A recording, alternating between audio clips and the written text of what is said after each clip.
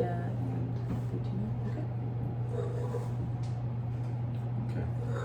So we've got enough ability to edit and whatnot. Nora. Nice to meet you, Todd. This is Nora from Vineyard 29. Nice to meet you. This guy right here. Probably seen that.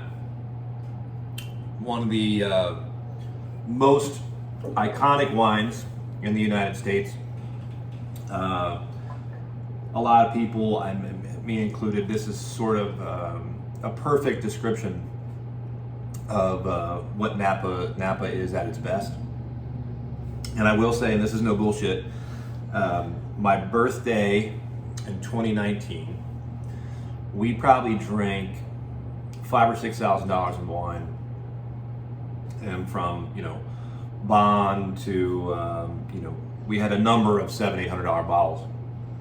Now, granted, maybe it was unfair because it was Vineyard 29. It was back a few vintages, but the absolute best wine that was kind of unanimous amongst the group was Vineyard 29.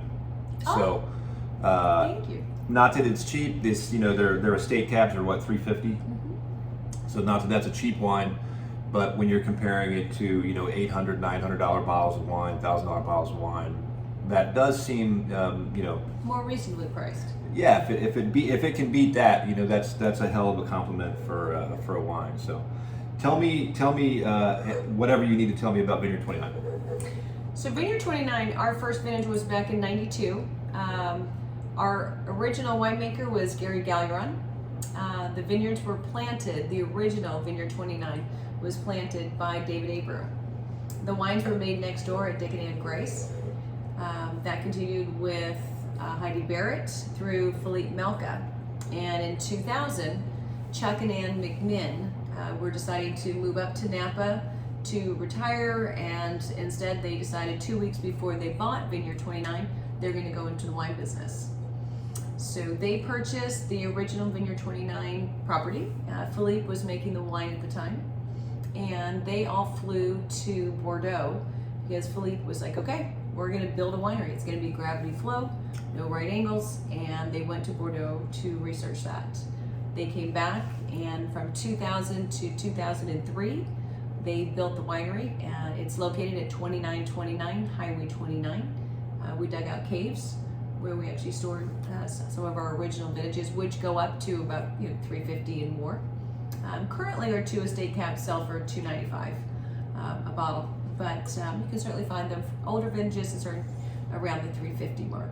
In our glass today, right now, we have actually what we call our introductory wine. It's our Crew Cab. It's the 2018 vintage. This is basically a negociant wine, meaning it is made by us. It is made by our current winemaker, Keith Emerson. Keith has been making our wines for the last 15 years. Keith actually won when he was awarded 100 points on his 2013 vintage Vineyard 29 Cabernet, the estate. So if you can find that, that's definitely going to be a pretty penny. So I'm going to take a minute too as well. Whether you guys caught it or not, the names that she just rattled off are sort of, that's like saying I played with Babe Ruth and Mickey Mantle. Those are the superstars. Not that there's not more, but those names that she dropped. Number one, David Abrams. David Abrams plants. They do a vineyard management program in Napa. I don't know if he goes outside that, but that is the company that comes in that tells you specific clones. All of those things, where to plant it, looks at soils, looks at exposures, how much diurnal shift there may be or not, those things. Ironically also, when I was in Napa a few months back, we were tasting some wine with a friend of ours. His father works for David Abrams, and Vineyard 29 came up, and this guy said, when I was like 4 years old, I helped plant Vineyard 29. Oh my gosh. Which is, kind of that's certainly something special. Philippe Melka, I think, is one of the best winemakers in the world. This guy's got multiple degrees in anything that has to do with wine. He's from the Mecca of wine. That's when I first got introduced to Vineyard 29, when it was under Philippe's control. for the winemaking side. Heidi Barrett, the queen bee of queen bees. So just I wanted to catch up on that those are, this really, and then finishing it with 100 points. There's very few wines in the world that have gotten 100 points from anybody, and that I've never had a 100-point wine that I didn't think was anything less than amazing. So if you get a 90-point wine, it's probably pretty good. 95 is pretty much a guarantee that it's really nice. 100 means it's amazing. And Yeah. so that's not something that the average person would ever even get a chance to even be able to smell it. So anyway, carry on. We're fortunate to have the whole score world is something that I oftentimes get asked about because I don't really talk about it. We sell the wine because it's amazing, it's delicious. Keith puts out an incredible selection of wines every year, without doubt, but we absolutely rock the world of scores. Our Crew Cab, the one that's in our glass now, it typically gets on a very low score, it'd be 90, but it's usually 90 to 93 points. It's an incredibly solid introduction to our estates, which is why it was created, and it was Keith's idea to do that. 30% of our two estates, our Aida estate and the Vineyard 29, actually go into making the Crew Cab. 70% is actually purchased primarily from St. Helena. Oh, cool. So, yeah. And that's about what, 75, 85? Yeah, that's about $75 a bottle. It's great. It totally over delivers. It drinks like a $100 bottle of wine. And I tell people all the time too that, and I use Roederer as an example. When you buy Cristal or Roederer Estate Champagne, made by the same people, the same facility, it's the quantity of that block versus this block or whatever. I think if you're looking for what we would consider a value wine, and by that I don't mean a cheap wine, I mean value, as in if you pay $75 but it drinks like 150. If you pay $300 and it drinks like 800, or sometimes you pay 10 and it drinks like 25, whatever that may be. I always say, find someone that's making a $300, $400, $500 bottle. If they make something on a lower tier as a price point, start with that, and you're probably going to find, you've got 30% of the fruit in that at $350 a bottle roughly. So that would seem pretty reasonable. And you've also got probably a world-renowned winemaker producing that as well as this. So it's really, I always try and push people towards that, at least as an introductory, but rarely are you going to go wrong in that scenario. The good news also is we make a little bit more production of the Crew Cab. That's about half of our total production that we make. So it's a little bit more available, and you might see it a little bit more often. This is a new wine for us. It's actually our third vintage. It's a Vineyard 29 estate wine, which you can see by the packaging, but it's pronounced Sienda. And Sienda is a blend of a little bit from our Aida vineyard as well as our Vineyard 29. It was created specifically because of the fact that we have this wonderful Cru Cabernet that roughly sells for $75 a bottle. And then you have our estate wines, and those typically sell for, $285, $295 a bottle. So at that point, we needed something to fill in the gap. So it truly is an estate wine. And to your point, talking about how it over delivers, it's incredible. And again, it's our third vintage. It's predominantly Cabernet, so it's always going to be in the mid-high 80s to low 90s as far as the percentage of Cab. A little bit of Cab Franc, a little bit of Merlot. We only use French oak for all of our wines. The Cru Cab is aged in new and once used for about 12 months. The Sienda Cabernet is about 70% new French oak, and it's a little bit longer in barrel as well. So instead of being 12 to 14 months, we're looking more like 16 months in here. So again, I'm interested to see what you think of this Sienda, because it's been a fun wine. People have really enjoyed it, and we're fortunate it's the 18 vintage, which is just a rich and beautiful, plentiful. I was having a conversation also when I was in Napa, but then again a few weeks ago we had a couple that comes in. It's got a phenomenal palate, and they said they love Pomerol.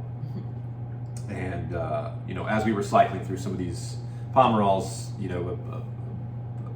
the Napa, the Bordeaux version of what we're talking about here, and I said, I I love Merlot and Cabernet Franc, and I think my favorite wines in the world tend to be Cabernet Merlot and Cabernet Franc. And the Cabernet is really elegant. It can be super sexy wine, but I like a little bit more aggression. And I think that Cab Franc, when you float in 4%, 5%, 10%, you get some meat on the bones. You kind of get the dark meat of the chicken is what the Cabernet Franc brings in. And then Merlot, has such beautiful mid palate, and it's got this velvety texture, and it usually juices it a little bit. So I think the bouquet that you get off of that, you can usually catch Cab Franc pretty easily, even when it's in small ratios. But those tend to be my favorite wines. These are all 18s that we're tasting today, with the exception of the 29 Estate, right? Yes, it's a 17. That's not released until the fall. That's current vintage. These are all current vintages, okay. Correct? Yeah. And we talked about the relationship of the oak regimen on the Cru versus 29. This is a little longer. We do that. You guys do that French oak for you want to impart some tannins. You want to do. You want to give it some. It's a medium toast. It's medium light. It's not a particularly heavy toast. We introduce the softness and a little bit of the vanilla. It comes naturally from the French oak. But no, these are thin staved. They're not. It's not a heavy toast, and so we don't want the wine to be overpowered. We really want a sense of place. We really want to represent, and you'll find that when we finish with our 2 estate cabs, you will see such a difference between the 2 cabs that are made by exactly the same man, in exactly the same facility, in exactly the same way, but it speaks to the presence of where they're located. Their microclimates are different, their soils are wildly different, and consequently the wines are different. Interestingly enough, we've had a number of people have asked us over the years, why don't you make, why do you make the 2 estates? Why don't you just make a blend? Well, we never had a blend, now we do with Sienna. So we're fortunate we can say that. But isn't that pretty? Gorgeous. We're super excited, and we only made 1,200 cases. So it's our 3rd vintage, and I'm still introducing it to the market, and every reaction we've had has just been, gosh, this is amazing. So yeah, I mean that composition, again, I think it's, those are, again, from everything you've mentioned today, we've got superstars, we've got stunning vineyards, we've got incredible soils, we've got wines that are descriptive of place. We've got a great blend here. I mean, these are, it's really hard to find something as a brand and as, what you're getting for these wines. It's really hard anywhere in the world to find something that is like this. This is an exquisite treat for us to even have, and thank you. I appreciate you coming down too. Oh my gosh, it's an honor to be here. Not at all. No, I think what I'm so fortunate, I would say I don't own the winery, I don't make the wines. I'm just the lucky one that gets to go out and sell the wines, and they truly are special. And when you come to visit us, you'll notice that we are in the narrowest part of the valley. So it's that little kind of the waist of the hourglass, so to speak, of Napa Valley. And so we get a little bit more wind flow, we get a little bit cooler breeze that does come in, because as you know, it's very hot. Down on Aida Vineyard, which again is back on 29 going towards Calistoga, just under 2 miles. The difference of that microclimate versus where our winery is wildly different. Mm-hmm. We actually harvest earlier at the Aida Vineyard, and the bud break is later because the fog covers it, in the late winter, early spring. So the bud break is first on our estate because we have a little bit higher elevation. We can look out over the valley and not see it. And we're only 200 feet up because of the fog. But yet, as soon as that fog burns off and it gets into spring and summer, it is like game on. And you taste that intensity and power when you taste the Aida. And if you look at the swing time, if it's 2 weeks late on the bud break, and we're looking at a minimum of 2 weeks, sometimes up to 3 weeks early for harvest, you're cutting off over a month of growth time. But that, I think you taste that intensity and that power when you taste the wine. Again, it's not hot, it's super balanced, but I think it's amazing when we get there, you'll taste it. Now, Napa is so crazy that, and I don't know, because we stopped, multiple, I have never driven from the beginning of Napa, like Napa City, to Calistoga. Without stopping, yeah. What is that, maybe an hour hour and a half? Depending on traffic. And a quick side note for those of you that go to Napa, try to stay off of Highway 29. Take the Silverado Trail. It's faster because there's all those little crossroads. Yeah. So that's an inside trick that we always take.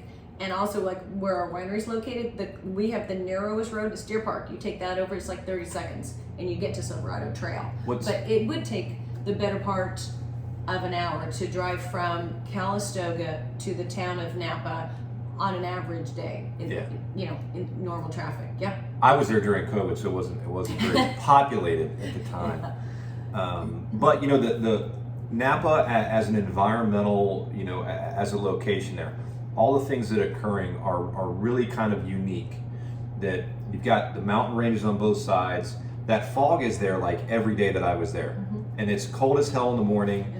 If it does get to 85, I felt like it was only for a hot minute, and then it's going to dive back down. And it was, you needed to have jeans and a shirt and an undershirt and a jacket, and you got to pack a suitcase for one day of traveling in Napa. It is true. And and as I'm here, I forget, I walked out this morning, and of course I had a jacket on, thinking it's going to be cool because it's 6:30 in the morning, and I walked out, I was like, oh, that's right, I'm not home. Not in Ohio. The heat and the humidity, and so many of the travelers, when they come to the Napa Valley, they'll go out to dinner, and they have a cute little, if you're a girl, sundress, or the guy has on shorts, and they walk outside the restaurant, it's like, oh my goodness, and you forget. That's why it's a brilliant region in which to grow grapes. But lately we've had some heat spikes, and so it's been up in the 90s, but then it drops back down to the 50s. Yeah, it's such an interesting place. And what she's talking about is, when it's cool, and the gap between the high and the low of the day is called diurnal shift. And when you see the great locations in the world that are producing wines, they tend to have at least that in common, that there's going to be a massive diurnal shift. So we want these grapes to stress out during the day. We want to get them hot. We want them, they're going to grow. Tomatoes are actually just like this in Ohio too. You need not consistent weather. You don't need 72 degrees 24 hours a day for 100 weeks. What you want in most everything that we grow here in our gardens, or grapes are just a little bit, a more concentrated version of it. We need those shifts. We need that stress. We need that heat from the day, and we need the cool at night. We need them to search for water and then rest and, build sugars and drop and create acids and do all these things. But the other thing about as you were mentioning about the two estate, why would you make two different estate caps? I believe 50% of all the soils that exist in the entire world can be found within the valley of Napa, between these two mountains. So and it's really Napa, including the mountains and the valley. It's really not that big. It's certainly not what I don't think people. It's not what you're picturing unless you've been there. This isn't a huge populated area. There's not a lot of hotels. There's no high rises. No. There's not condos up the sides. This is not a developed area per se. Nor will it be, yeah. No. Nor will it be, and which is really cool. But it is just really geographically, it's a very special place, and we've learned that Cabernets, and Philippe, I think is maybe the first person that I heard on that level say it, was that these are Napa Valley, particularly Cabernet. There's nowhere in the world that can do a better job with Cabernet than that. And that's why he came from Bordeaux, right? Yeah. And moved to Napa, and he said, I want to apply French winemaking, which I personally, I believe French winemaking, and Philippe probably was, when I first started registering that, was it French winemaking with American fruit, particularly California, maybe Oregon as well, Washington now, but American fruit with French classical winemaking, French oak barrels, proper aging, proper handling, gravity feed. To me, those are the best wines. Those are, I think, what you pay for what you get. They over deliver, and when we hit the nail on the head, we really hit the nail on the head. Absolutely agree. And if you speak to both our winemaker Keith Emerson and our owners Chuck and Ann McMinn, they speak very much about the French style. of wine. That is the influence that we're looking. We're not making French Cabernet, French Bordeaux. We're making American Napa Valley St. Helena. And St. Helena is a very beautiful, specific site that, for Chuck's and Ann's opinion, they wanted to purchase property in that area. If you look at the climate, you look at the soil of where we're located, you cannot find better locations for that. And then you add the influence of both Philippe in this case, and then who brought on an incredibly well-trained and well-respected winemaker, Keith Emerson, and he's done a phenomenal job for the last 15 years. And they continue, our wines just get better and better, and the aging process has gotten better. A few years ago, we added to one of our many fun things that we have in the winery is the optical sorter. So for those of you who don't know what an optical sorter is, we were one of, I think, 3 or 4 wineries in the valley to test it out. We decided yes, we were going to purchase one, and they are not cheap, but Chuck and Ann are just, will stop at nothing to get everything they can at the highest quality barrels, the highest quality corks, the bottles, and of course, once you saw the difference by using an optical sorter, Keith loved it. And basically what an optical sorter is, very long story short, is it's a computer program, and the grapes come through on basically this little beltway.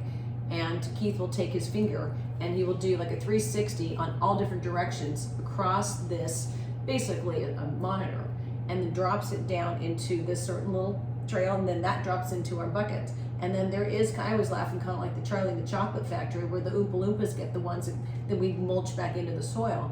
And so truly every single grape that we choose, and there's a different program for every cab, a different program for Zin, for Sauvignon Blanc, what have you. And so that we are guaranteed right there that these are absolutely 100% perfect grapes that go into making our beautiful wines. And we lose 10 to 12% right there at the optical sorter. So again, it's just like everything we could make more wines, but to get to this quality and this consistency, these are one of the many steps that we take just to start out when we're crushing the wine. And on that note, what I'm going to do is I'm going to take a pause and I'll be right back. I've got some grapes growing outside. I'm going to bring them in here and I'm going to show you why an optical sorter is a very necessary thing if you can do that.